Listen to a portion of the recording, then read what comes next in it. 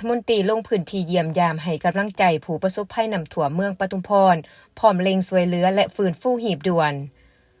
ในวันที่23สิงหาคม2026ฐานสอนไซซีพันดอนนายกรัฐมนตรีแห่งสาธารณรัฐประชาธิปไตยประชาชนลาวพร้อมด้วยการนำขันศูนย์กลางและแขวงจำปาสักได้ลงพื้นที่เยี่ยมยามถามข่าวและมอบเครื่องช่วยเหลือให้แก่พ่อแม่ประชาชนที่ได้รับผลกระทบจากภัยพิบัติน้ำท่วมที่เมืองปทุมพรอย่างใกล้ชิดแสดงให้เห็นถึงความเป็นห่วงเป็นใยและการยืนยันว่าภาคและรัฐบาลจะบ่ถิ้มประชาชนในยามวิกฤตการลงเคลื่อนไหวครั้งนี้จัดขึ้นที่สำนักงานปกครองบ้านทางแบงหลัก48โดยมีฐานเหล็กไหลศรีวิไลรัฐมนตรีกระทรวงโยธาธิการและขนส่งฐานปริญญาเอกอรุณไสสูรนราชเลขาคณะบริหารงานภาคแขวงประธานสภาประชาชนแขวงจำปาสักพร้อมด้วยการนำของแขวงเมืองอำนาจการปกครองบ้านและพ่อแม่ประชาชนผู้ประสบภัยเข้าร่วมอย่างพร้อมเพรียงตามการรายงานจากท่านนางปทุมาแก้วมณีห้องประธานคณะกรรมการปกครองเมืองปทุมพรให้ฮู้ว่าย้อนอิทธิพลของห้องควบกดดันอากาศต่ำและลมมรสุมที่เฮ็ดให้มีฝนตกหนักติดต่อกันในระยะวันที่10 วันที่20สิงหาคม2026เฮ็ดให้น้ำคลองและน้ำห้วยสาขาเพิ่มขึ้นระดับสูงอย่างว่องไวส่งผลกระทบเป็นวงกว้างผลกระทบต่อประชาชนมี28บ้านได้รับผลกระทบ877ครอบครัวรวม 3,801 คนยิง 1,882 คนโดยเฉพาะเขตตาแสงปทุมพรถึงน้ำท่วมหนักกว่าหมู่13บ้านผลเสียหายด้านกสิกรรมเนื้อที่นาเสียหาย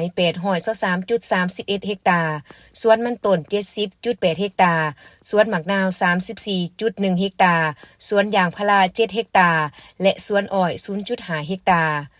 โครงหลังพื้นฐานเส้นทางคมนาคมถูกท่วมเสียหาย14เซนยาว 6.111 เมตรและเกิดเหตุตะฟังเจือน5จุดยาว189เมตรอยู่ที่บ้านบุงค่ำและบ้านม่วงต่อสภาพการดังกล่าวคณะกรรมการคุ้มครองภัยพิบัติขันเมืองได้สมทบกับกำลังป้องกันศาสตร์ป้องกันความสงบและภาคส่วนที่เกี่ยวข้องได้ลงยกย้ายประชาชนสัตว์เลี้ยงและทรัพย์สินเข้าสู่จุดปลอดภัยพร้อมทางกาเกียมเรือจักร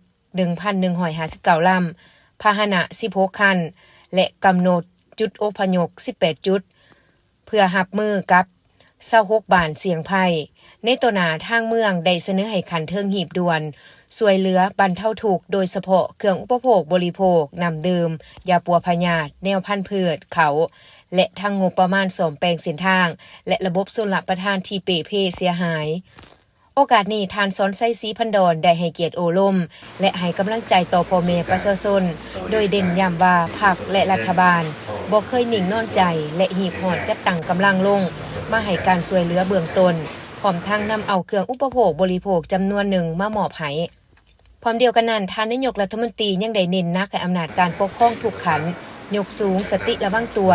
ติดตามสภาพดินฟ้าอากาศอย่างใกล้ชิดเพื่อลดพรและหลีกเว้นผลเสียหายต่อชีวิตและทรัพย์สินของประชาชนให้ได้หลายที่สุดที่จะเฮ็ดได้